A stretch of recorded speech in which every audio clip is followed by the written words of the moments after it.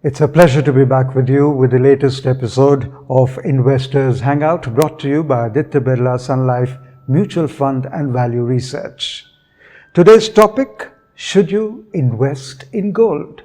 And to discuss this topic and to answer all the queries that you people have sent us, I have with me the CEO of Value Research, Dhirendra Kumar. Dhirendra, a warm welcome. Thank you. They say all that glitters is not always gold, but this gold seems to be glittering quite a bit. What could be the reason? Just out of curiosity, I want to know, what are the reasons behind such high yields that one is getting in the gold over the last 1 year? It's not actually exactly 1 year. Last 3-4 months it has really zoomed, and gold makes a periodic comeback and a big comeback periodically. But don't lose the perspective. Look at 3-year return, 5.6%. 5-year return, 6%. 10-year return, which also encompass one of the biggest gold boom that we have seen in 2009, it incorporates that 2009 to 2019, is also 8.5%. So gold is an investment. People have a traditional view that this is something which is bankable, king of bad times. And whenever there is greater uncertainty in the market, gold zooms. But as an investment, I have my reservations, I have my apprehensions. These 10-year returns of late, and these 10-year returns also incorporates or takes into account some of the big, jump we have seen in prices, including this 25% in the last 3 months. So gold is something to be had. I think, my view is that feel happy about the jewelry you have, feel happy about showing it off to people. It's an asset of an extreme bad time, but in a modern economic framework, it has limited role. Indian savers still are hostage to, India and China both, are hostage to the traditional view of gold, that it's an investment of bad times, it comes in handy. And it did in olden times. If Indian partition in 1947, people in Pakistan, the difference was people who had gold and people who had other assets. Somebody who can carry the gold was well off, he was not. So in that sense, but those times are gone. I think, you need to really look at all the kind of things, the kind of uncertainty that we have we have seen in recent times, US-China trade war, all the global uncertainty, some apprehensions about oil supplies, that led to a little bit of turmoil in the financial markets. Gold went up. It goes up and goes down in bad times, or in very extremely uncertain times, and that's about it. It does not translate into something meaningful. It's also important to understand the character of gold. When you buy any asset, when you buy equity, you become an owner. You are entitled to all the benefits, all the cash flows, you become the owner, and it reflects in the stock market, stock prices. Sometimes it does not over a period of time. If earning keeps growing, it reflects. When you are lender to somebody, whether you are a lender to the government, whether you are buying the post office scheme, or whether you are buying a bond, or whether you are buying a bond fund, you are entitled to the cash flows and repayment of principal on time. Depending on the credit quality, depending on the quality of the borrower, you get high return or you get low return. So there is a reason to it. When you buy a home, you are able to save on rent, or you are able to rent it out. So there is a cash flow to that asset, and then depending on the location and other things, other variables, demand, supply, price goes up over time. Maybe not. But that's the hypothesis. There is an asset and there is a economic premise to it. This gold thing just sits there. It doesn't work. And if you have too much of it, you'll have to spend money to make sure that you still have it. So that's saying, it's not a productive asset. The appreciation entirely depends on other people still being excited about gold. Okay. And you have to bank on that to be an investor in gold. Okay. I have two related questions to the conversation that we are having. One is that the uncertainties don't always last. So that means the glitter is not going to last. That's what I gather from you. And the other thing is, don't buy it as an investment. Yes. Is what you are saying. But then what do you do? Should one in any case invest in gold or not? No. How about psychologically, giving us that, assurance that I have there is a reason for it. There is a reason for it because, look at the society, the Indian society. Boys used to inherit the assets, girls used to get married Right. off.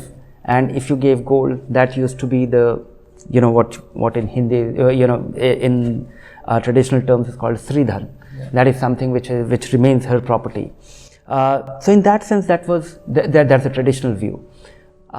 It has the oldest it's the oldest repository of value. The modern economic system, the currency, everything is 100, 150, 200 year old.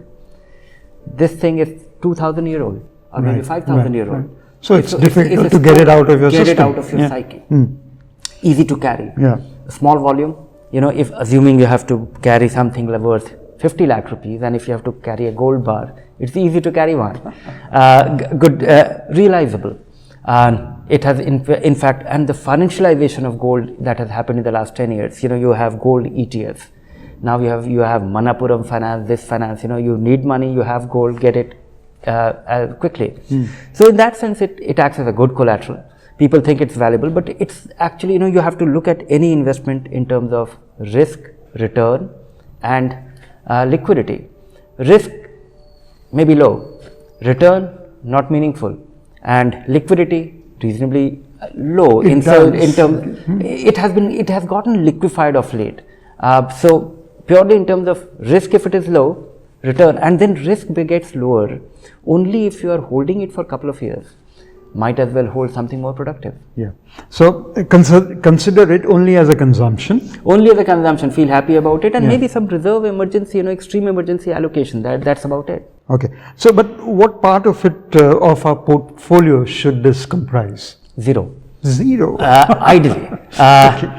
Think of it as, it's not part of your portfolio. You're going to Think break of it as a many safety net. people's heart when you say No, zero. enjoy the jewelry. Buy it. Change it every couple of years, because, the cost of owning it in terms of making charges, you buy 1 lakh rupees worth of gold jewelry and you want to get rid of it. Get a sense of what you'll realize. That is also the time when you'll realize that how impure or pure it is. That apart, now there are different forms in which you can have gold, and jewelry is one of the biggest form in which it is being sold. It's not the gold coins, gold bars, gold ETFs. Though they have not really taken off, because understandably, there's a process to it, there's a fun to it. You go to a jeweler, choose the design, do this, do that. There's a whole method to it, and you enjoy it. So look at it as fun, look at it as an activity, look at it as, a consumption. And I haven't come across too many not so well off people getting rid of their jewelry in bad times even. Okay. So what are the different ways in which we can buy gold? Yeah, if you would like to. If you are still a gold fanatic and you are committed, there are multiple ways of owning gold. And in India, we are very lucky to have, one unique avenue which is not available to any investor elsewhere. Of course, one is gold ETF. So you buy a fund, go to your open a brokerage account, choose the gold ETF, and gold ETF is available at today's market price of gold in certain units of 1 gram and 10 gram. You need a demat. You need a demat account. So you are able to buy it, and the price of these gold ETFs move in tandem with the gold prices, less annual expenses. Okay. The cost of running the gold ETF is reduced from that.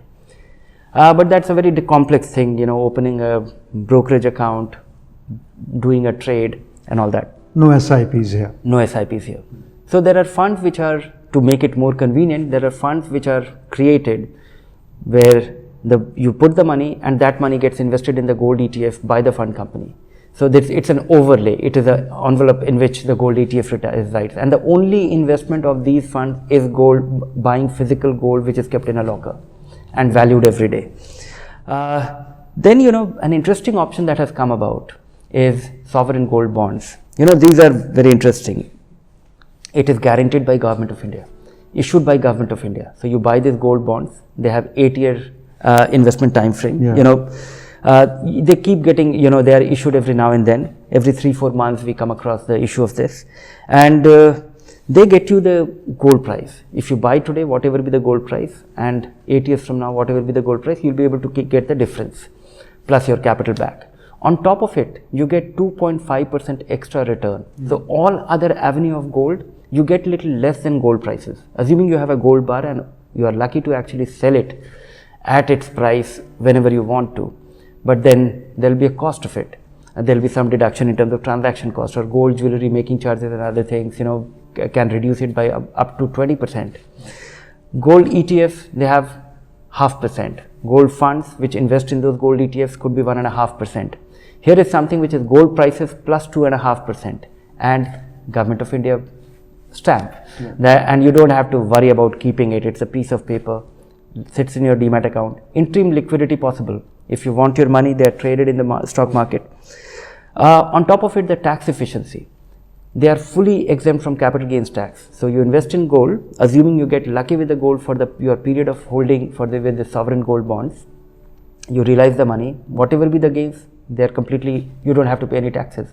So you got gold gains plus 2.5%, no tax. Well, this sounds very lucrative. But you can't have the fun of wearing it. So Okay. you can't have the joy of wearing it and show it off. So All right. it's far less fun. So Okay. Okay, if you want to invest in gold, then as Dhiren just explained, sovereign gold bonds is something that you would recommend. yeah, Because for the there's- gold fanatics. Yeah. For the gold fanatics. Otherwise, Also, there are a lot of people have this mindset that, they have their young daughter, she'll be married off, and one must have gold. So, and gold will be very expensive when That time, she's yeah. of the marriageable age. yeah. So, why not do your SIP in gold?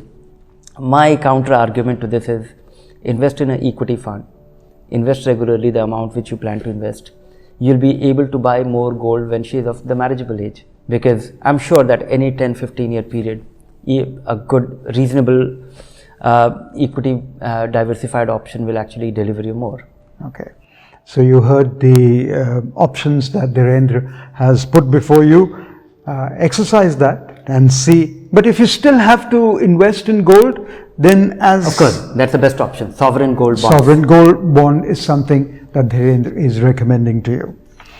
So we now move on to the Q&A part of this program, and our first question has come from Devanshi, who says, I want to invest some amount for my retirement, which is due after 10 years. Should I put the money in gold ETF or equity ETF? You heard me in the context of Yes. buying, accumulating in gold. Not at all. Maybe an equity ETF, or yes, you have the equity ETF, the Nifty ETF, which is very cheap, 0.5% cost. But I would say that in India we still have a reasonable case for actively managed equity funds. Choose a multi-cap fund or an equity ETF, and definitely not gold ETF. Okay. Akash says, how can Indian retail investors diversify their portfolio to mitigate country and currency risks? You have interesting options. You have international funds available here. So the way it works is you buy exactly the way you buy a domestic mutual fund, but those funds invest abroad.